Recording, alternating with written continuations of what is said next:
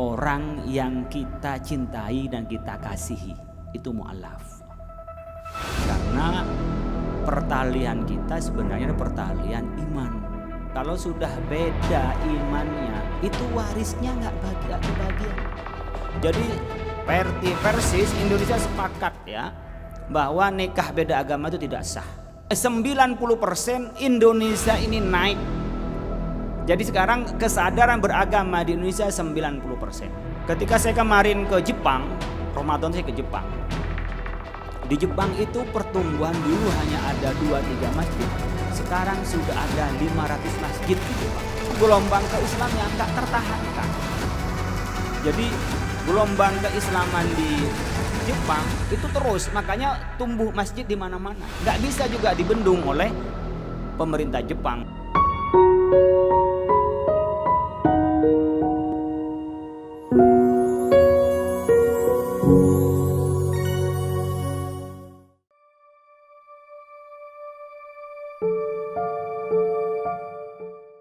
Assalamualaikum warahmatullahi wabarakatuh.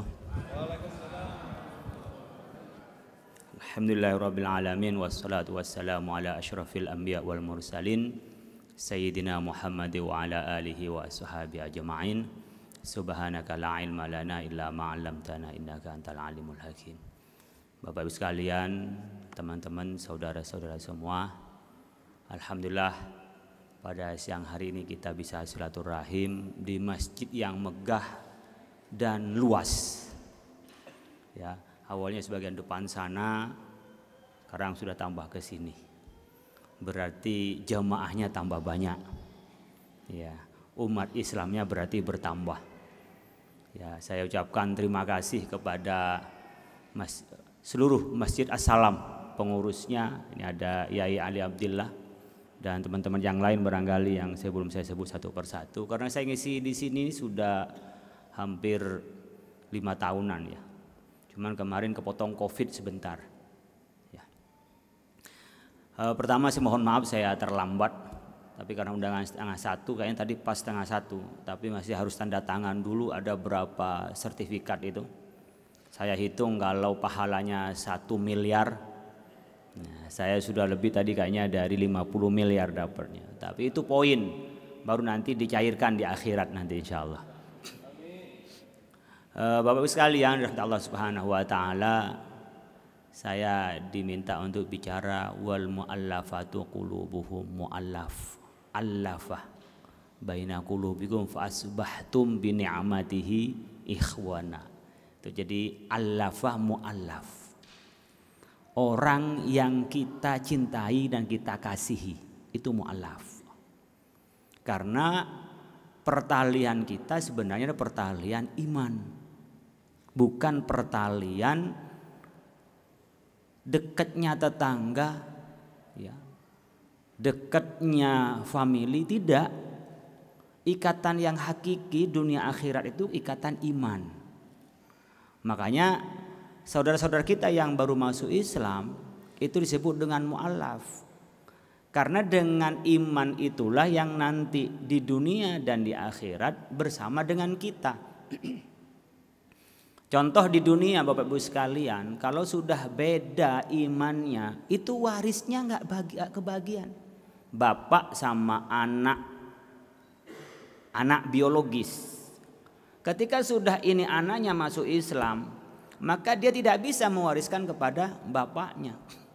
Begitu juga bapaknya nggak ada warisan kepada anaknya. Begitu juga menikahkan. Nah, menikahkan pun nggak boleh. Makanya kemarin di Majelis Ulama Indonesia, sebagaimana keputusannya, di Nahdlatul Ulama dalam keputusannya, di Muhammadiyah keputusannya. Jadi persis Indonesia sepakat ya bahwa nikah beda agama itu tidak sah. Oh dulu katanya boleh Pak, dulu ada ijtihadnya Imam Abi Qatadah, kalau laki-lakinya muslim, perempuannya non-muslim, ahli kitab, bukan non-muslim umum, tapi ahli kitab. Ahli kitab itu adalah orang yang beragama agama samawi, ya seperti halnya Yahudi, Nasrani. Tapi umumnya yang tidak samawi seperti halnya Buddha, Hindu dan seterusnya, kepercayaan itu tidak bisa. Jadi yang samawi saja itu dulu. Tapi ihtiyaton dan beberapa pertimbangan itu ulama sekarang termasuk Syekh Ali Jum'ah juga Syekh Al-Azhar juga mengharamkan, tidak mengesahkan nikah beda agama.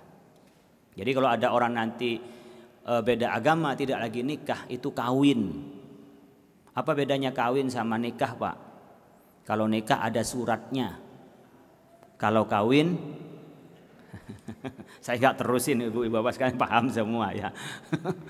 Nah, itu apa pertaliannya? Iman. Jadi nanti kalau kita mau di akhirat mau kumpul itu karena iman dan amal solehnya. Jadi nggak usah beli kuburan di San Diego Hill, itu nggak perlu. Ngapain? Mau dikuburin di mana terserah. Gitu, nggak usah cari. Lebih baik uangnya buat nyumbang masjid, buat nyumbang pesantren. Karena bukan dekatnya tempat kuburan kita yang membuat kita dekat, itu karena iman dan amal. Mirip dengan handphone, mau ditumpangin begini sinyalnya nggak ada, mati. Ditumpangin gini HP, ditumpangin lagi, itu nggak ada sinyalnya. Jadi sinyal itu yang nyambungkan kita, Bapak Ibu sekalian, dan sinyal utama ya adalah iman. Ini wal muallafatu qulub, disebut langsung di dalam Al-Quran. Kebagian zakat orang yang jadi muallaf itu enak lagi apa? Nggak berdosa sama sekali. Jadi kalau saya ini dosanya banyak, mulai kecil saya sudah iman. Dulu pernah nyolong mangganya tetangga. Itu ada catatan, kan masih kecil dulu saya, tetangga diambil gitu kan, juga anak kecil usil kan gitu. Mungkin juga pernah apa, nyewer teman atau dengki sama teman-teman juga dulu masih kecil muda, kan dosa itu. Itu dihitung, coba bayangin teman-teman sekalian, dengan syahadat miftahnya, kuncinya syahadat. Asyhadu alla ilaha illallah wa asyhadu anna Muhammadar Rasulullah, itu sudah hilang semua dosanya. Itu kan enak sekali. Nah, Bapak Ibu sekalian, kita dengan berislam kita menjadi wal muallafatu, jadi menjadi saudara ya. Sampai kapan muallaf itu, Pak? Itu yang kita harus bahas. Apakah selamanya muallaf atau tidak? Sayyidina Umar itu muallaf gitu ya. Artinya kalau dihitung zakat jangan sampai kita ini terlalu lama menamakan diri sebagai muallaf. Harus segera berdaya. Tadi kita sampaikan memang di masjid ini juga tadi ada dari Ian Consulting yang dari juga Sunda Kelapa, ini berbasis masjid aja biar dekatnya dari masjid, sehingga di masjid tempat konsultasi keagamaan, mungkin mental, bahkan mungkin juga bisa soal ekonomi. Karena saya yakin dosanya diampuni oleh Allah Subhanahu wa taala, tapi tantangannya besar. Orang tua, keluarga, anaknya, mungkin secara syahadat banyak sekali tantangannya. Dan itu yang harus dimuallafkan, artinya harus dicintai, dikasihi teman-teman kita yang muallaf. Bapak Ibu sekalian, kemarin kami dalam seminar internasional yang diadakan oleh Nahdlatul Ulama, itu ASEAN Interfaith ya, interdialog religius, itu Pak Jokowi menyebutkan tentang data yang dikutip dari penelitian internasional. Saya ambil kutipan datanya, bahwa di dunia ini kesadaran religi itu hanya 29%. Rata-rata mereka itu sudah mau melepaskan agama. Dan tidak sedikit nih, banyak orang yang marah kalau saya nyebut Islamofobia. Itu banyak orang marah ke saya itu. Ya di Twitter itu, Islamofobia apaan katanya, ke Khalil. Ngadu-ngadu aja orang dibilang fobia sama Islam. Saya contohkan kalau di sini mungkin berdebatable. Tapi seperti orang di Swedia yang membakar Al-Quran, jelas Islamofobia itu. Jelas ya. Ketika nyampe di Eropa, saya ini keliling beberapa waktu lalu itu di Eropa. Berangkat mulai dari Belanda, kemudian saya ke Jerman, ke Austria. Saya meleper lagi ke Prancis, ke Belgia. Muter saya itu, mampir di Wina, muter-muter. Menemukan juga ya, orang yang memang menyebut Islam itu kayak kesannya jadi teroris, itu ada. Jadi nggak sedikit ya orang-orang yang ketakutan, apalagi seperti di Perancis yang masih fobia dengan orang pakai jilbab karena itu simbol agama, karena dilarang berjilbab di sana. Gitu. Itu kan bagian dari Islamofobia, Bapak-Ibu sekalian. Saya tahun 2007 setelah terjadinya bom WTC itu, World Trade Center-nya di Amerika Serikat. Saya dengan istri saya berangkat dari Malaysia itu kereta malam, nyampe di Singapura, itu saya diperiksa lama sekali, hampir 3 jam, karena namanya saya Muhammad Khalil Nafis. Jadi sangat alergi dengan kata Muhammad. Akhirnya paspor saya ubah, Khalil Nafis Hasanuddin, nggak ada Muhammadnya. Ya saya rasakan, kenapa ngurus visa ke beberapa tempat di luar itu kadang-kadang masih kata Muhammad. Saya nggak tahu kalau sekarang, tapi dulu saya menghilangkan kata Muhammad menjadi Khalil Nafis Hasanuddin, diantaranya di paspor saya urusan visa lebih mudah itu. Ini perkembangan di dunia. 29% dan ini merambah ke sini, orang dianggapnya kayak dulu abad-abad pencerahan itu. Dulu kan terkungkung Eropa itu dengan gereja. Apa-apa kebenaran berdasarkan gereja. Jadi mereka ingin melepas dari semua agama itu. Dan apapun yang dianggap agama mengganggu pada mereka harus dilawan. Dan mereka mentuhankan hak asasi manusia, hamburger. Ya, mereka mentuhankan hak asasi manusia. Contohnya apa? Mereka itu kawin sejenis. Nah, ini ya LGBTQ. Coba Bapak-Ibu sekalian. Yang gini-gini ini kalau kita ngelawan dianggap kita yang nggak waras. Coba anti LGBT. Saya itu anti LGBT. Coba maunya ke negara di Amerika, Eropa itu. Pasti sinis kalau kita bilang anti LGBT. Dianggap tidak menghormati hak asasi manusia. Saya mikir, kalau LGBT orang laki senang laki itu mau ngapain? Mau main anggar? Perempuan senang sama perempuan mau ngapain? Main bola pingpong? Coba. Sementara yang halal poligami dianggap kejahatan. Ini saya bukan ngajak poligami, saya belum poligami, belum berani masalahnya. Saya belum berani. Tapi saya nggak ngelarang bagi yang berani minimal diomelin istrinya, ya. Yang tega ngelihat istrinya menangis, nah gitu. Ya silahkan, yang sekiranya mampu adil. Tapi kan bukan kejahatan, baik-baik menikah itu dianggap jahat loh. Sementara yang sejenis dianggap sebuah kebenaran. Coba. Ini arus internasional.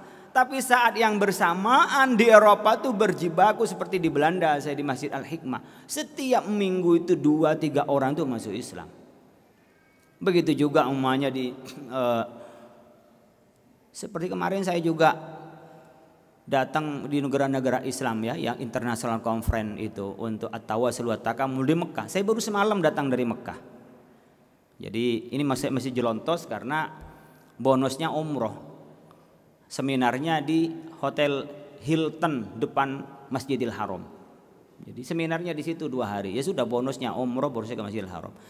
Diundang 83 negara. Itu mereka juga merasakan bagaimana arus-arus yang seperti ini.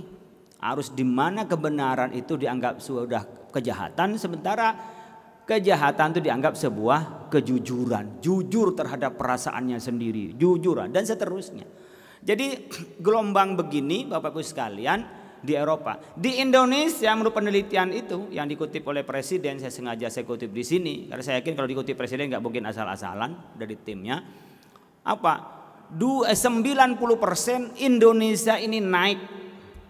Jadi sekarang kesadaran beragama di Indonesia 90%. Tahun 2021 hasil penelitiannya dari Kementerian Agama Litbang itu 86% orang Indonesia ini religinya.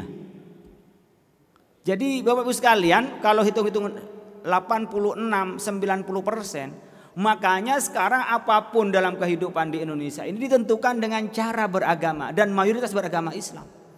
Maka produk halal, jilbab itu, wisata halal, umroh itu paling banyak di Indonesia itu. Yang berangkat umroh paling banyak di Indonesia. Nah, saya ingin bercerita Bapak sekalian karena topiknya dengan bagaimana di Eropa, di Barat itu orang-orang senang kepada Islam. Makanya sekarang banyak yang nyari ke kita. Ketika saya kemarin ke Jepang, Ramadan saya ke Jepang. Di Jepang itu pertumbuhan dulu hanya ada 2-3 masjid. Sekarang sudah ada 500 masjid di Jepang. Itu di Jepang. Udah 500 masjid. Makanya kami ini mendorong kerjasama dengan Pak Dubes untuk orang-orang yang jadi imam di sana. Masjidnya itu mintanya dari kita. Jadi banyak TKI yang di sana awalnya itu ke sana tenaga kerja, balik jadi ustadz. Ya, di Meto, di beberapa tempat tuh saya ke masjid-masjid kemarin di sana. Itu berubah. Saya dulu kerja di sini, Pak, kerja di pabrik. Terus nungguin masjid sekarang dia kerjanya. Jadi apa? Tukang nikahin orang, mengislamkan orang di masjid itu. Di fungsinya akhirnya sekarang jadi kiai, karena kiai yang di sini nggak mau ke Jepang. Bahkan dia bikin namanya ISPANG, Ikatan Suami Beristrikan atau Bersuamikan Jepang.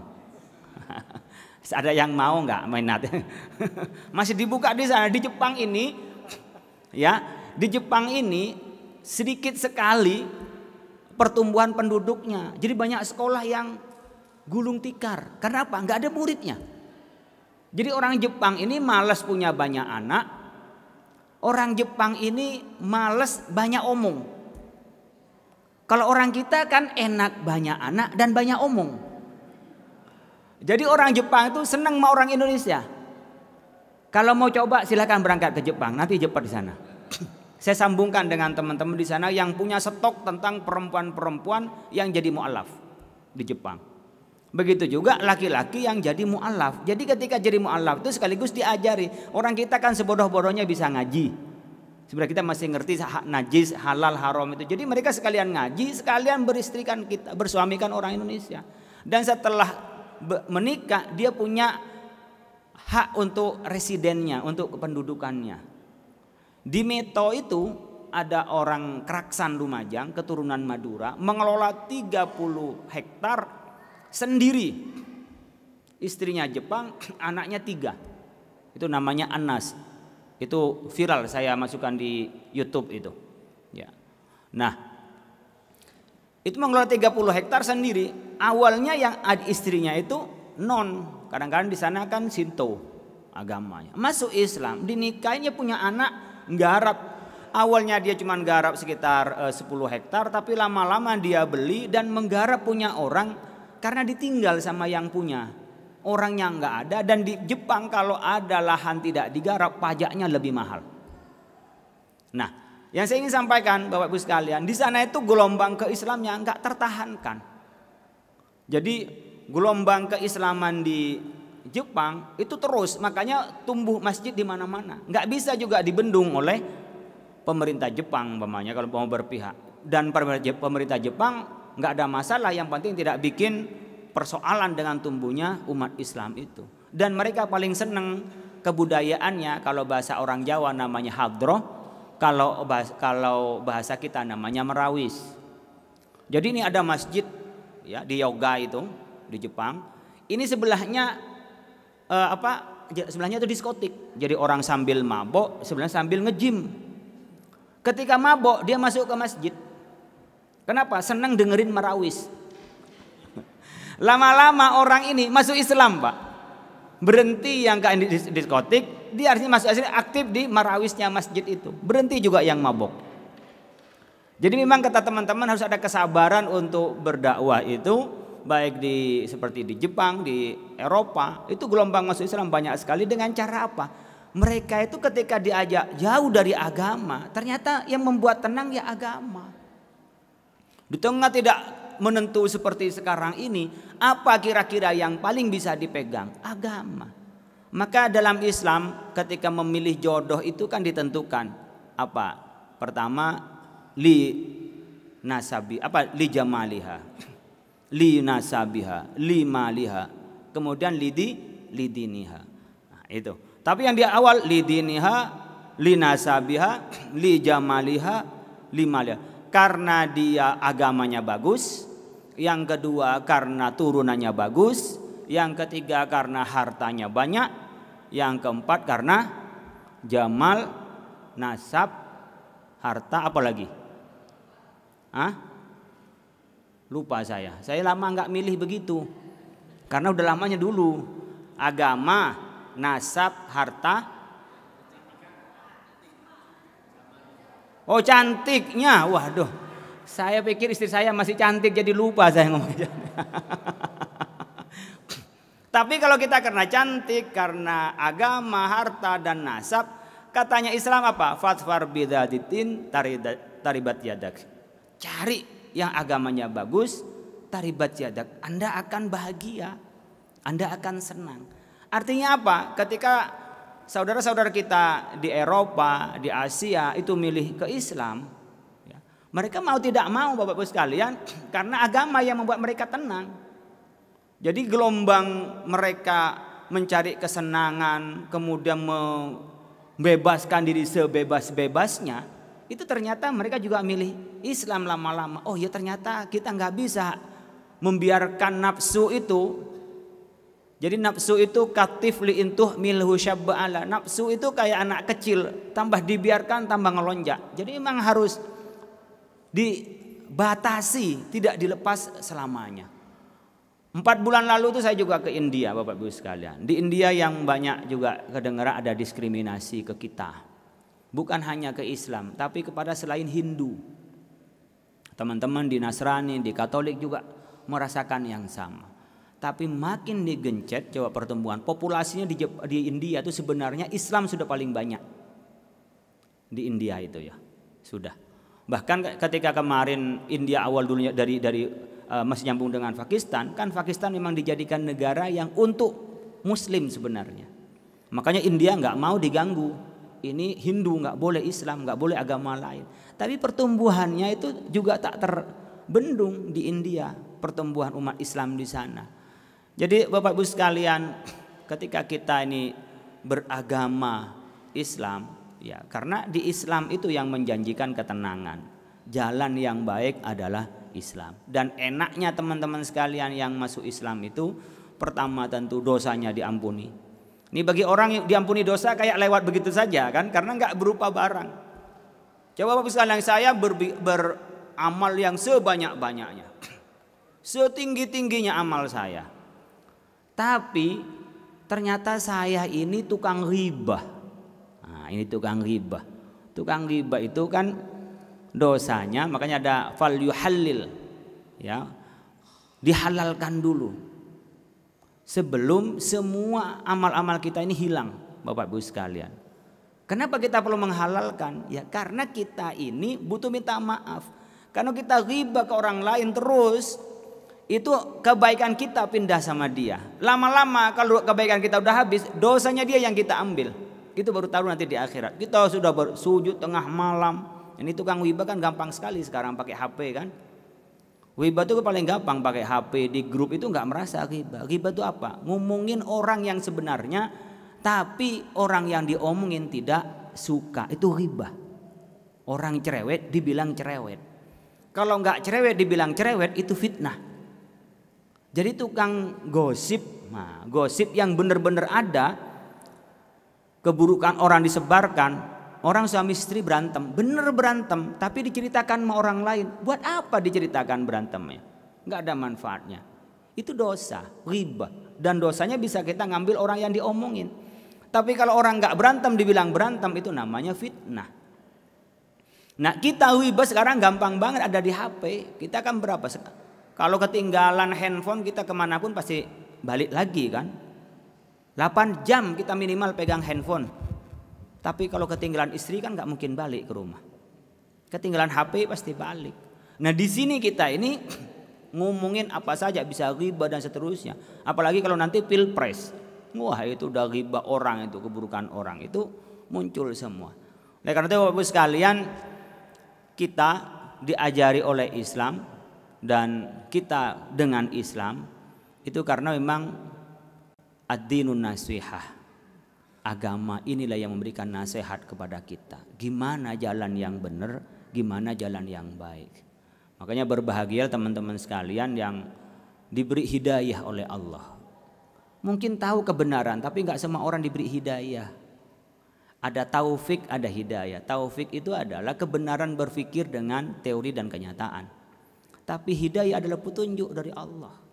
Terakhir saya ingin cerita Bapak Ibu sekalian soal hidayah. Ini yang ringan saya rasakan. Kemarin saya itu umroh. Pas masuk ke Masjidil Haram saya biasanya tawaf. Nah terakhir saya mau tawaf wada. Tawaf wada ini saya pagi-pagi cepat masuk ke Masjidil Haram. Dibawa tapi nggak bisa ke depan Ka'bah karena untuk yang pakaian ihram saja yang ke depan Ka'bah. Jadi ketika tawaf wada saya langsung naik ke atas dulu ke lantai 3. Lantai 3 ini sekali tawaf itu sama dengan 7 kali depan Ka'bah. Saking muternya itu sekitar berapa kilo, mungkin ada sekitar 3 kilo itu. Nah saya di atas itu kayak lihat ke bawah, ngelihat orang yang berangkat ke Ka'bah dan yang pulang ke Ka'bah. Kok saya itu konsentrasinya orang yang pulang dari Ka'bah itu seperti orang yang berangkat. Jadi saya ngikutin arusnya orang yang pulang dari Ka'bah itu. Itu di lantai 2 ngikutin ke bawah yang orang keluar dari Ka'bah. Kok tambah jauh dari Ka'bah? Setelah mentok saya baru sadar, loh kok saya nyampe di sini? Ternyata harusnya belok kanan, saya belok kiri. Padahal berapa kali saya itu ke Masjidil Haram. Dan itu tidak penuh. Orang udah pulang semua, udah pagi itu orang udah pulang semua, udah ntar lagi waktunya duha. Tapi Allah nggak memberikan petunjuk kepada saya meskipun saya haji ya sudah 4 kali, kemudian umroh udah nggak kehitung, artinya ke Masjidil Haram udah berkali-kali sendiri. Tapi kalau kita ini hanya menggunakan kekuatan akal, bisa kepleset, masuk mau tempat tawaf aja itu bisa keliru ke tempat pulang.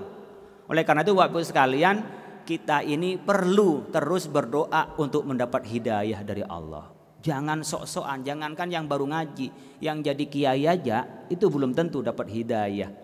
Tahu sholat malam itu baik, apakah kita melaksanakan sholat malam? Itu namanya tahu taufik tapi belum hidayah. Begitu juga orang yang tahu kebenaran Islam belum tentu dia dapat hidayah. Innaka la tahdi man ahbabtah walakinallahu yahdi may yasha. Kita nggak bisa memberikan hidayah kepada siapapun. Anak kita seperti Kan'an nggak bisa. Nabi Nuh memberikan hidayah, tetapi hidayah dari Allah Subhanahu wa taala. Selamat Bapak Ibu sekalian mendapat hidayah dari Allah sehingga diberi kesempatan untuk taubat, diberi kesempatan untuk diampuni dosanya, dan Bapak Ibu sekalian yang mu'alaf mendapatkan pengampunan dan kemudahan oleh Allah. Kalau toh ada beberapa hal sandungan dalam keluarga, itu adalah bagian untuk memperbanyak pahala dengan dihadapi secara sabar. Mudah-mudahan bermanfaat, kurang lebihnya mohon maaf. Wallahul muwaffiq ila aqwamit thoriq. Assalamualaikum warahmatullahi wabarakatuh. Alhamdulillah, kami ucapkan jazakumullahu khairan katsir kepada Kiai Haji Khalil Nafis yang telah memaparkan materinya. Izin bertanya, di Eropa tadi perkembangan sangat banyak. Bagaimana masalah makanan Pak Kiai? Makanan. Karena di sini kan ada perubahan dari halal menjadi halal wayang itu kan. Ada masalah nabis yang kemudian wine halal itu. Di sana apakah makanan juga di halal sudah banyak Pak Kiai di negara-negara yang Eropa itu? Terima kasih. Jazakallahu khairan. Bapak Ibu sekalian, tentu yang tak bisa dihindari oleh kita bagi orang muslim itu adalah makanan. Ada makanan halal li ghairihi karena proses dapatnya, ada halal li dzatihi karena haramnya li karena zatnya yang haram maksud saya. Ada haram karena ini halal tapi hasil saya nyolong jadi haram.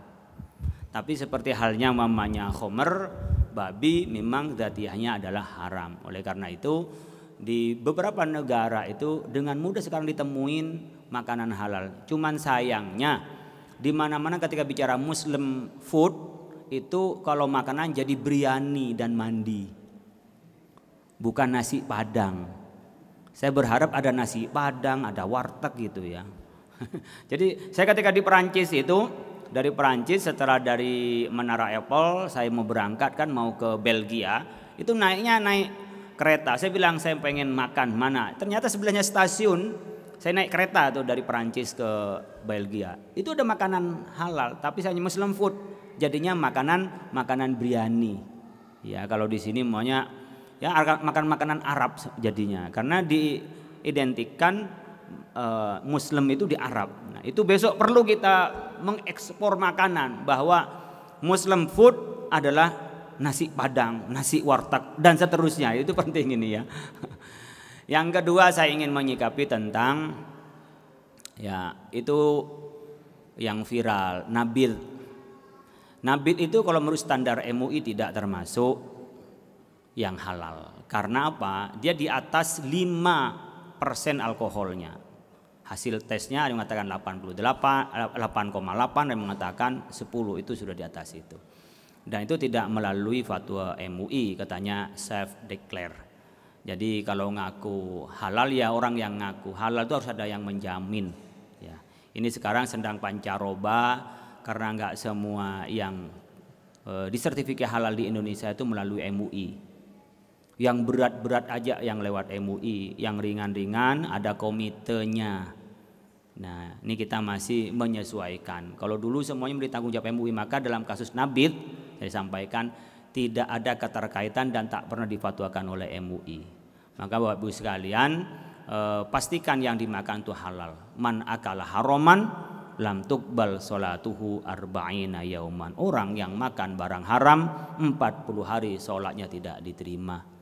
Man akala haroman fannaru aula bihi. Orang yang makan barang haram makan neraka yang lebih utama. Kalau toh tidak neraka setelah kematian, mungkin hidupnya terasa panas seperti neraka. Berantem suami istri, berantem dengan anak, anak kena narkoba dan seterusnya. Anak jadi jahat, ngelawan orang tua. Jadi jangan dipikir neraka ketika mati saja. Hidup tidak bahagia, berantem sana sini mungkin sudah terasa neraka. Maka komitmen bagi kita yang masuk Islam, ya selain berkenaan dengan iman kepada Allah adalah kali ini kita sedang di perjalanan menuju Desa Berungai, Desa Semuntai, Kecamatan Sepau. Alhamdulillah tadi kita dari Kabupaten Sintang setelah melakukan perjalanan selama 3 jam dan kondisi jalannya ya seperti ini. Seperti para wakil semua lihat bahwasanya rintangannya ya ini jalan yang berlubang. Sudah ditunggu oleh para mualaf yang alhamdulillah berjumlah 17 orang, yang dimana kita akan melakukan berbagai kegiatan di sana. Yakni yang pertama adalah melakukan syahadat. Asyhadu an la ilaha illallah. Melakukan sunatan massal untuk para mualaf tadi. Kemudian kita akan melakukan pembagian zakat. Tak lupa yang penting bahwasannya kita ke sana itu akan membagikan Al-Quran, karena kali ini merupakan wakaf Al-Quran dominan untuk Muslim pedalaman di Kalimantan Barat.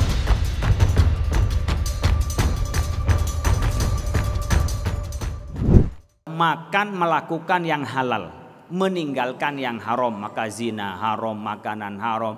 Maka otomatis sekarang kalau saya kemarin ke Vietnam, ya keliling ke Vietnam, ke Kamboja, di sana itu meskipun mayoritas non Muslim, nanyanya gimana cara mendapatkan makanan halal dan bagaimana melakukan sertifikasi seperti MUI. Itu yang kita dapatkan. Jadi otomatis perubahan kita sekarang halal food. Di Korea itu minta ke kita Bapak sekalian. Jepang itu juga mau minta ekspor. Dan sekarang apalagi rempah-rempah ya. Rempah-rempah pun sekarang kayak di Saudi itu ke kita. Saya malam itu dengan konjen kemarin malam itu cerita banyak sekali yang meminta dari kita. Tinggal kita ini satu sulit, kita ini bikin sesuatu yang kontinu. Sementara kalau ekspor impor itu harus kontinu sampai umumnya 1 tahun tuh barang terpenuhi sekian banyaknya. Lah kita ini masih belum punya karakter bisnis atau petani atau industri yang seperti itu. Tapi dengan halal dan kita mayoritas Muslim, itu banyak yang berharap di Indonesia dan tanahnya yang subur adalah Indonesia, lautnya yang luas adalah Indonesia.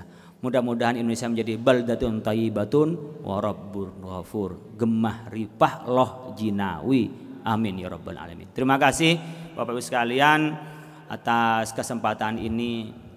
Kami atas nama Majelis Ulama Indonesia dengan keterbatasan, di Majelis Ulama keterbatasan, kami siap untuk mendampingi, siap kami mendorong. Maka kami berharap kekuatan ini melalui kekuatan masjid-masjid, ya, masjid-masjid menjadi sentra-sentra untuk pembinaan mu'alaf. Bahkan pembinaan bukan hanya persoalan keagamaan, tapi juga ada mentalnya, ya, karena kadang-kadang mentalnya juga ada masalah. Begitu juga ekonominya. Kadang-kadang setelah mu'alaf menjadi tempat kerjanya dan seterusnya, banyak hal.